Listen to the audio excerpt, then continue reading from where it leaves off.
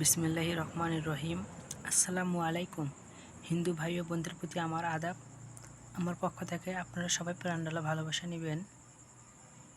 আমি রুহুল আমিন রিয়াদ, পড়াশোনা করতেছি গোবিন্দগঞ্জ গভ কলেজ, গাইবান্ধা। আমার দোলনচাপা কাব্যে প্রকাশিত ৪র্থ নম্বর কবিতা পরাণ ফাটে। পরাণ ফাটে। সকালবেলা 11টা কি 12টা বাজিতেছে। সৃষ্টিবাণীর ছেলে রোয়াকে বসিয়া খেলা করিতেছে। তাহার একটা লাল ও নীল রঙের বাক্স আছে। তাহার এই মাটির বাক্স সমুদ্র সম্পত্তি মেঝেতে ঢালিয়াছে। বহু সম্পত্তি দেখে তাহার ওপর যখন সৃষ্টিবাণীর ছেলে লোভ হয়, তাহা দেখে তাহাদের বাড়ির সোনু বিড়ালটা হিংসে হচ্ছিল।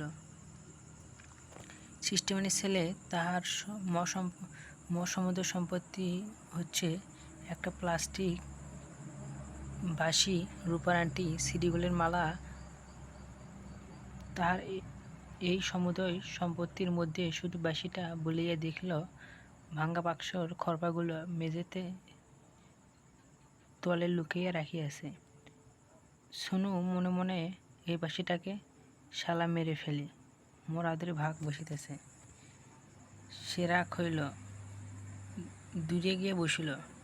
সৃষ্টিবাণীর ছেলের নাম মিন্টু। বয়স আর কতই হবে, 12, 12.5 বোধ হয়। দেখতে বেশ ফর্সনে, মাথার চুলগুলো কোমল সুতার মতন। পরনে ছেঁড়া একটা জামা, যেটাই পরে না কেন সেটাই মানায়। সে যেন অকালে বৃষ্টির মতো হাসি। সৃষ্টিবাণী হাটে ব্যবসা করিতে যাইছিল। সে মুগরি ব্যবসা করে, ছোটোখাটো ব্যাপারী। চাপা আছে বেশ।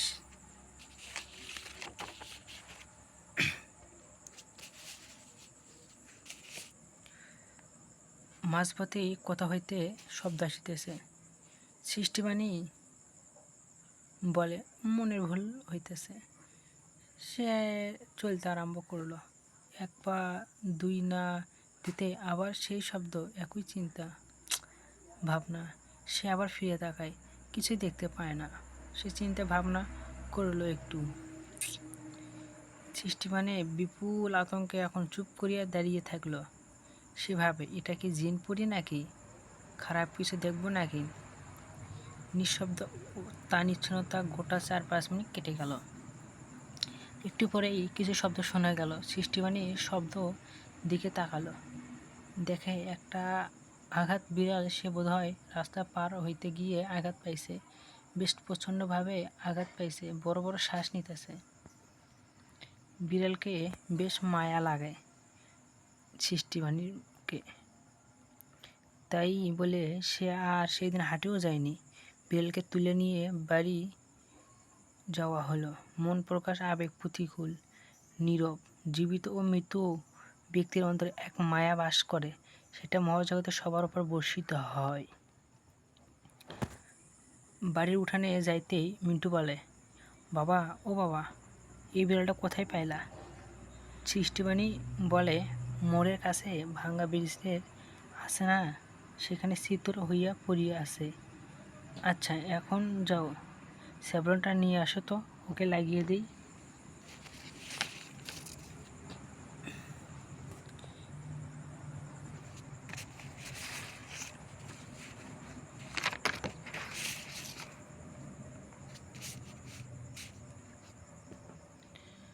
মিন্টু বলে, দাঁড়ান, যাচ্ছি। একটু পরে নিয়ে এলো। মিন্টু বলে, বাবা, ওর নাম কি? সৃষ্টিবাণী চিন্তায় পড়ল। বলো, সেটাই তো, ওর নাম হবে পুষি। মিন্টু বেশ খুশি নাম শুনে, আত্মহারা। মিন্টু বলে, রাগ করলি, বস এখানে বস। মিন্টু বলে, এই নি খড়, দুজন মিলে মেঘনা যমুনা খেলি। পুষি মাথা নাড়িয়ে তাতে মত প্রকাশ করে। মিন্টুর হাতে ইশারা জানিয়ে খেলাটা বুঝিয়ে দিল। ইতিমধ্যে খেলা শুরু হলো। কিছুক্ষণ খেলা হইল, দুজন খুব খুশি। ধরতে গেলে লুকোচুরি খেলা। মিন্টু একবার খড়পাটা প্রচণ্ড গতিতে ফিক মারছে। পুষির চোখের নিমিষে দেখতে পায়নি। এবার কি হবে? দায়িত্বটা তো পুষির একার, কারণ খেলার আবেগ আগেই চুক্তি হয়েছিল মিন্টু খড়পাটা ফিক মারবে, সেটা পুষিকে খুঁজে আনতে হবে। প্রথমত পুষি গিয়ে খুঁজে এলো। মিন্টু বলে, কী রে, কই খোলা? পুষি মাথা নাড়িয়ে ইঙ্গিত দিতেছে, বোধ হয় না না শব্দ। মিন্টু বলে, চল দুজন মিলে খুঁজি। খুঁজতে খুঁজতে আত্মহারা। কোথায় গিয়ে পড়লো রে, খুঁজে পাচ্ছি না কুমা। ইতিমধ্যে রাস্তার পাড়ে দিয়ে একটা আইসক্রিমওয়ালা যাইতেছে। আইসক্রিম আইসক্রিম আইসক্রিম আইসক্রিম লাগবে নাকি আইসক্রিম? দুধ মালাই নারকেল পাবে, সবুজ খয়েরি কালারের আছে, যত চাও ততই পাও।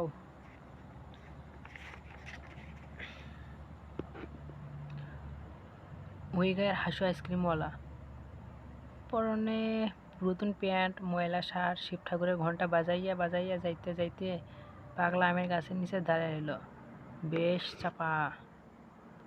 তখন সৃষ্টি বানিয়ে হাঁস মুগরি কেনা বেচা করিয়া বাড়ি ফিরল, হাতে হাঁসের খাঁচা, অন্য হাতে শাকসবজি। মিন্টু পুষিকে ইশারা বলল, চল আইসক্রিম খাবো, বাবার কাছ থেকে টাকা নেই, চল। সৃষ্টিবাণী কেবলমাত্র পণ্য সামগ্রী উঠানে থুইয়া গা জুড়াইয়াছে, তখনই মিন্টু বাবার কাছে মুখরোচর বা খাবার বায়না ধরলে। সৃষ্টিবাণী বলে, আকুল বংশরীতি আবদার নহে, তুই বুঝিস না এক্ষুনি হাট বাজার আছে, পানি বাদে সব কেনা, রাত বলে কিস্তি।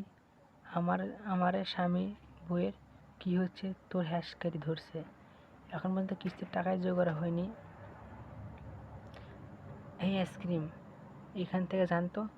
তাহার বাবা এমন ভাব যেন গরিবের বিষময় ফল, ডাল ভাত অন্ন জল। ছেলের বুকে ছিল আশা, টাকার অভাবে হলো নিরুপাশা।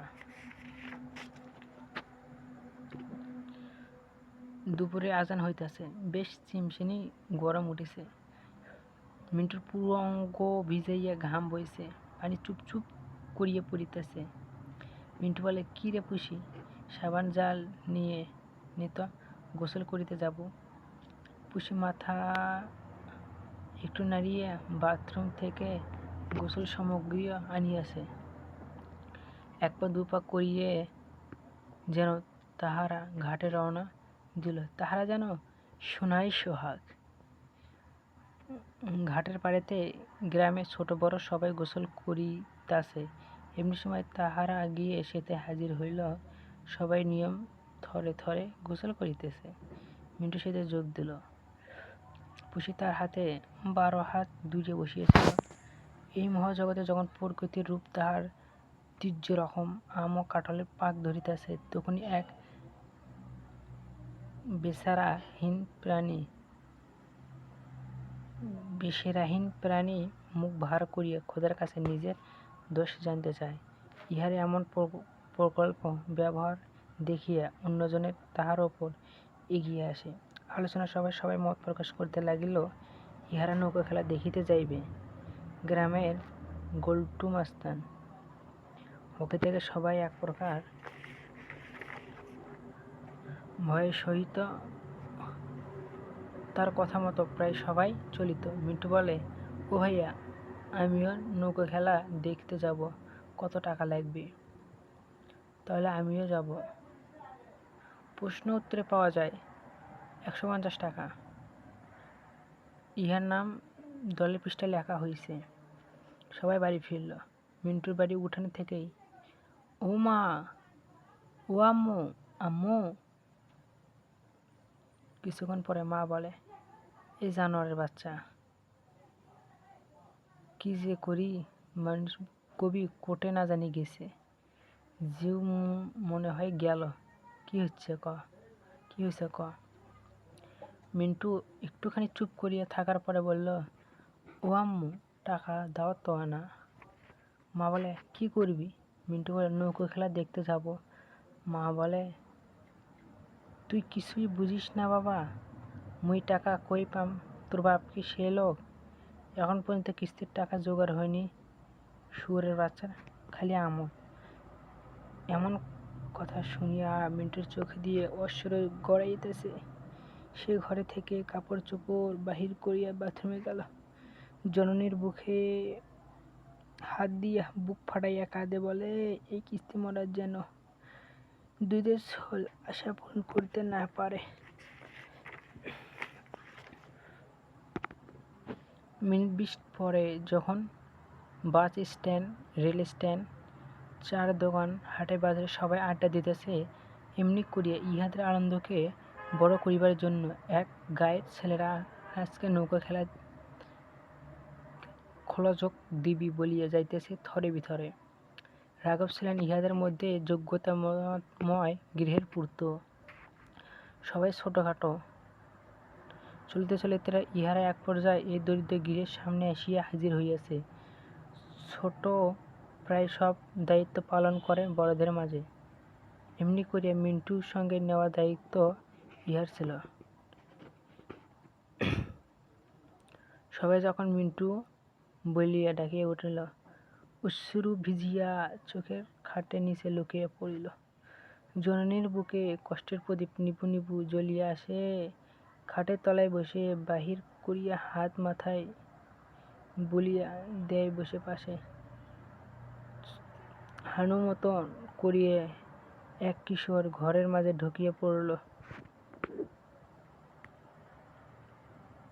বলে, কিরে মিন্টু, যাইবি না? সবাই তোর কারণে নুনটা পুলিয়া বসে আছে। উত্তরস্বরে আসি, না না পুঁথির ধ্বনি, তুই যা। সেই সময় তাহার চোখে ভীষণ জল গড়াইয়া পড়ল। কি পড়ল না, ভেতর ভীষণ রাগ। মিন্টু চিন্তা ভাবনা হইল যে সে কি আর কি করিয়া সবার সামনে মুখ দেখাইবে। বলিল, মা, ওদেরও তো কিস্তি আছে, ওরা কমা যাচ্ছে। জননী বলে, ওদের সবার বাপ ভালো, তোর বাপ তো দেনায় গোয়া জেরবাড়া লাগাইছে। সেজনে এই মরার কিস্তি তোলা আর দেনা শোধ করা, এমন কপাল যেন কারো হয় না।